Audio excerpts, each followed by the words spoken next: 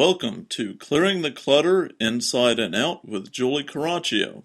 Every Tuesday at 1 p.m., Julie interviews experts on all areas of clutter: physical, mental, emotional, and spiritual. Learn easy to implement tips on how to release clutter and get organized to create the life you choose, deserve, and desire. An award-winning professional organizer and coach, Julie also shares suggestions to help you live clutter-free for a more joyful and fulfilling life. Are you overwhelmed by clutter? Do you feel stuck in life? Are you ready to create the life you choose, deserve, and desire? Individual coaching and our unique clutter-free living mastermind support people in becoming free, moving forward, and achieving success. Learn more at reawakenyourbrilliance.com. Hey everyone, we're going to open up the archives today. This was the very first episode of Clearing the Clutter Inside and Out that I ever did. I was just learning how to use Hangouts. I ended up hanging up on myself, if you can believe that. And so I quickly got back on Hangouts and recorded it. I got a lot of good feedback, and so I wanted to share it with you. And if you struggle with the term loving yourself, self-love, then I encourage you to replace it with kindness, because we can all benefit from being kind to ourselves. What I really want to talk about now is loving yourself. And there is a great quote. I'm a huge fan of the Indigo Girls, which might date me a little bit. I wonder if any of you have listened to them. When I was in college, they were my favorite band because I would sing that song, "Got my paper and I was free." Well, one of stanzas from Strange Fire. I used to sing this all the time, but usually when you're younger you might sing it but not really listen to the lyrics, and I really didn't understand the stanza until recently, but I want to share this with you. When you learn to love yourself, you will dissolve all the stones that are cast. You will learn to burn the icing sky and to melt the waxen mask. Yes, to have the gift of true release, this is a peace that will take you higher. I think that's such a great stanza. And to me, what they're talking about is, when you love yourself, you live your life. You follow your passion. You don't stop your passion because someone says, you can't make a living at it. Or, you know what, you're too tall to be a dancer, or whatever it may be. I want you to think about that and ask yourself, whose voice is that when you hear someone telling you that you can't do something? Because a lot of times, when we're kids, we're born perfect, and life is groovy, and we know we're these amazing beings, and then society happens, or our parents happen, or a teacher happens. I was telling someone the other day, I can recall to you what that teacher said to me in second grade that wasn't really nice. Now, it doesn't affect me anymore, but I still remember it. And it's really important, if you're hearing a negative voice or says you're not good enough, dig deeper on that. Is it really your voice, or is it someone else? So I want to talk about ways we don't love ourselves, because some of you that are listening might be like, you know what, of course I love myself. And it's not true. There are many ways we don't love ourselves, and I think some of them are more subtle than others. The first is, do you overeat? Do you drink too much? Do you spend too much? If you loved yourself, you wouldn't do that. And another thing I really want to emphasize at the beginning, there is no judgment here. My goal is that you figure something out, you have that aha moment, and to be gentle with yourself. Life is a process. I'm continuing to learn. I did a one-on-one mentorship program working on myself, and I'm still learning. I'm a layer like an onion. And so my suggestion is always just start somewhere. Just do something, because the present moment is the power of change. And as long as you're moving forward, you will be able to do something. So look in that area if that's a way that you don't love yourself. Another way we don't love ourselves is not following our heart or our passion or our soul, because we think we must do what our mom said or what others says we should do or society said we should do. This is the number one regret of the dying. I had a friend that was married to a man that didn't want to be a lawyer, but his parents said, you will be a lawyer. Went to law school right after college, got a job as an attorney, and then at some point in his 30s he said, enough, I don't want to be an attorney. And he found something that he was able to do that he loved, and he's able to support his family. And so I personally believe when you follow your heart, the income will follow. But very interesting, think about that. Are you doing something because your parents, your friends, your family, society said to you, this is what you must do. Again, think about that. That's the number one regret of the dying. How do you speak to yourself? A lot of times we speak harshly or negatively. That's something I've really had to monitor and do better on, because sometimes I was my own worst enemy, and I'm like, you need to be your own best friend, because it's you and me, kid, for the rest of this life. It doesn't matter if I'm married or not. I still have to live with myself every day. So maybe watch what you say to yourself. Or you're like, oh my gosh, you're so stupid. Oh, I can't believe you missed that step in dance class. Or are you like, hey, life happens, you missed a dance, it's all good, and don't give it another thought? Or do you constantly dwell on the past and something that you did right? Oh my gosh, I wish I would have said that. Past is over, we can't change that. So I want you to examine how you talk to yourself. Not exercising or eating well or taking good care of ourselves. You know, this body is something we need to take care of. If you love yourself, you're going to eat right. You're going to exercise. You're going to do what you need to take, get those 8 hours of sleep so that you love yourself and are taking good care of yourself. Another way that we don't love ourselves is spending time with people that don't treat us well. Got my hair done the other day and was talking to my hairdresser, and we were talking about someone famous who is engaged, and their fiance had a child out of wedlock with another woman. And again, I want to say you can definitely forgive. You know, relationships, something great can come out of this. But if you loved yourself, would you allow someone that you were in a relationship to father a child outside of your relationship? Now, I would say no. That, you know, that to me would be a sign of low self-esteem and that you don't love yourself. And again, you know, I don't know this particular woman that well. You'd have to look at her history. If you have a history of men treating you badly, then to me that's a pattern. And again, there's not to say that forgiveness can happen and some healing can be done, but you know, there's something in you that allows that. And I want to do an entire show on this, and this sometimes is something that gets people upset. But our inner world is reflected in our outer world. Everything that's in your outer world, you have created. You have created. And that's usually something hard for people to imagine because something negative has happened. Oh, there's no way I asked for this or created that.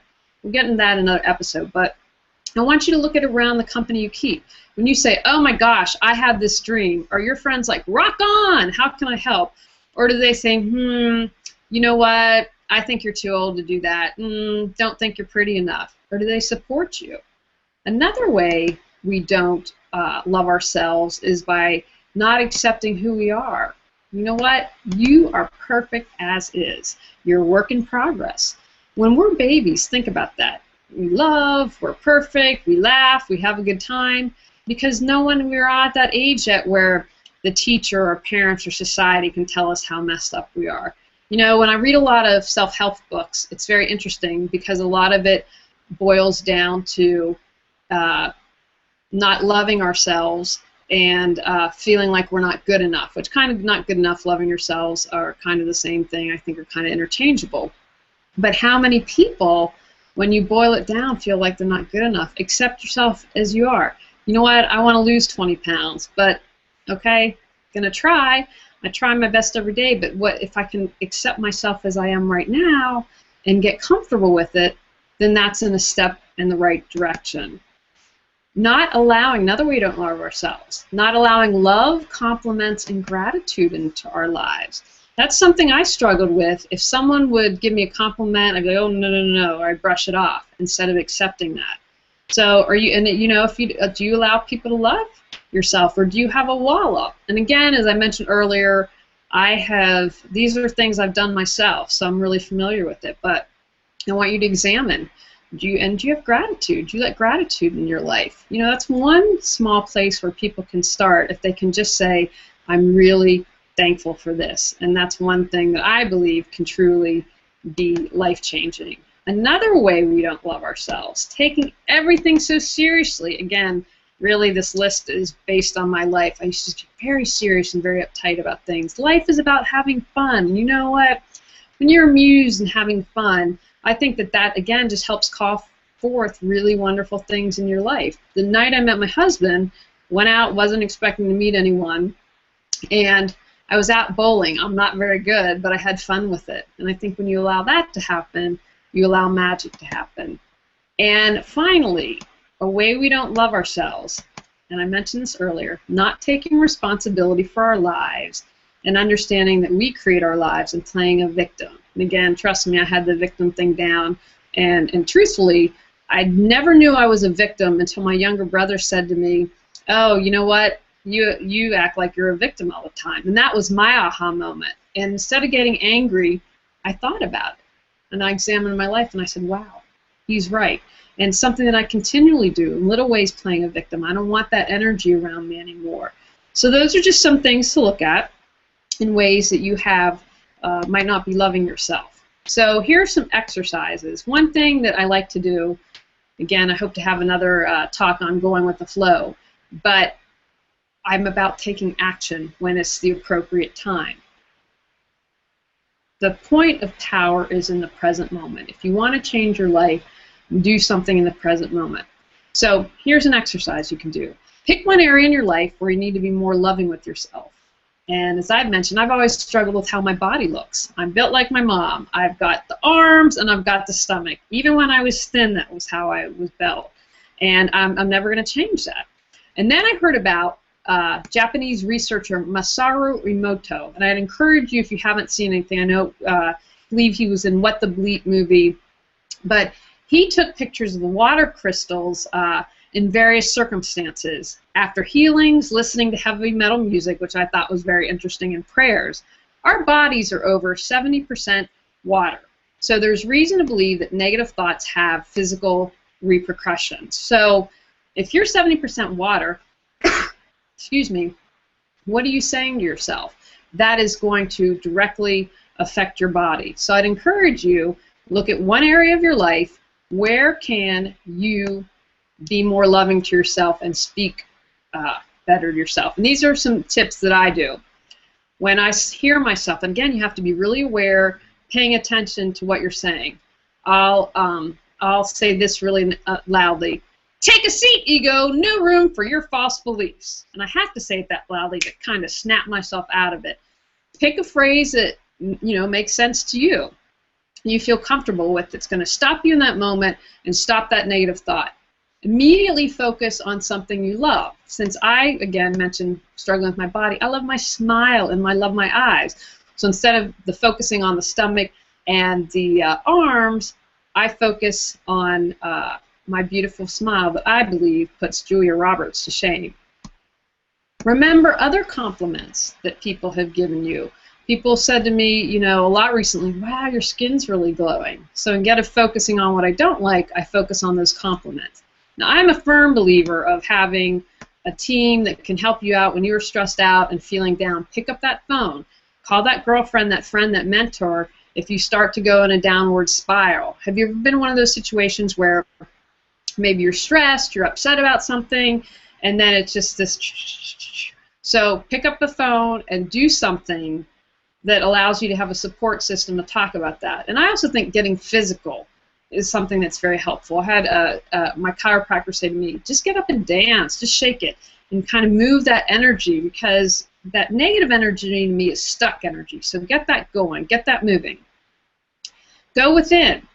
I'm a huge fan of meditating, and meditating can be while you're mowing the lawn. Meditating for some people is listening to classical music, but if you go within, listen and find out what's really going on. I had something interesting happen to me. So I was doing my show, Reawaken Your Brilliance, and I had some drama with some guests, and that had never happened before.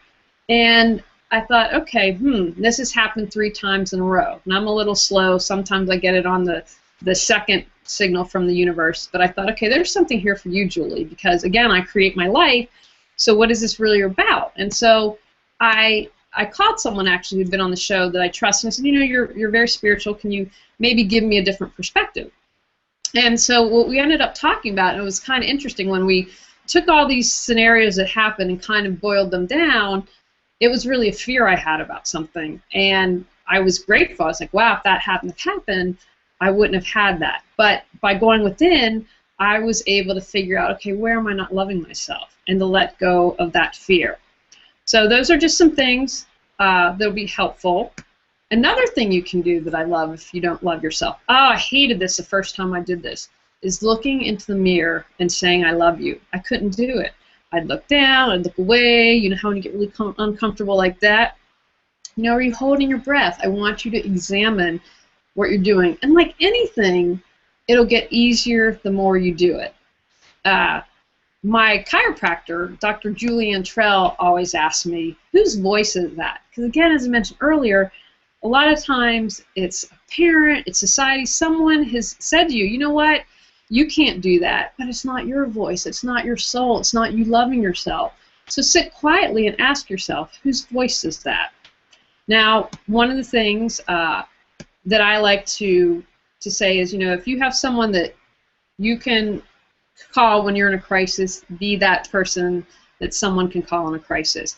So pay it forward. When you hear someone being negative about themselves, stop and say, hey, and give them a compliment. And why are you being so unkind to yourself? And point out something about them that you really like and think that is wonderful. Because again, if we are in this world where we're all complimenting everyone, what a great world we would live in.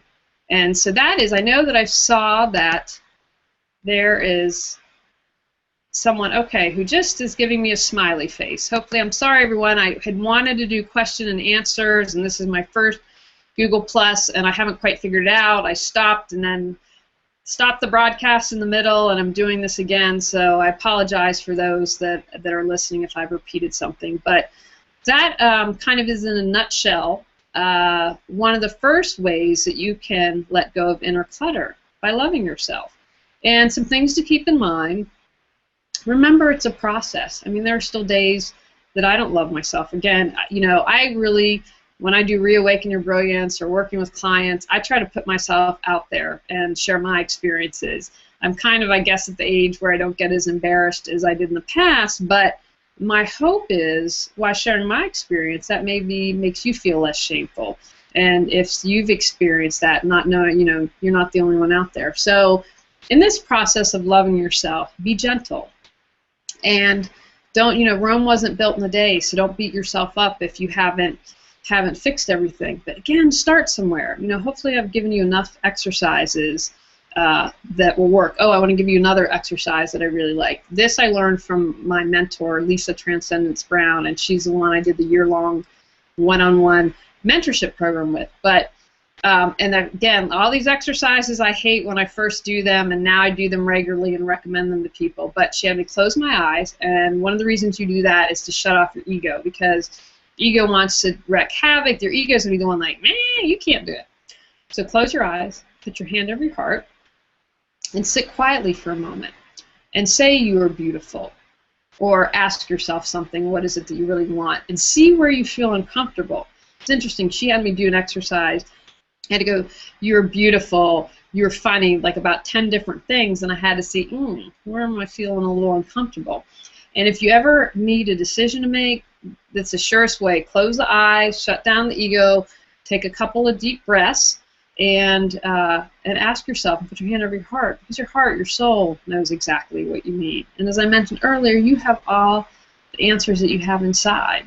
So this is my first episode of Clearing the Clutter Inside and Out, Loving Yourself. I hope that you have learned something from it. All right, everyone, go out and clear some clutter to create the life you choose, deserve, and desire. Are you overwhelmed by clutter? Do you feel stuck in life? Are you ready to create the life you choose, deserve, and desire? Individual coaching and our unique clutter-free living mastermind support people in becoming free, moving forward, and achieving success. Learn more at reawakenyourbrilliance.com. Thanks for tuning in to Clearing the Clutter Inside and Out. Sign up for our newsletter and receive a free copy of 10 clutter-free living tips. Ready to create the life you choose, deserve, and desire?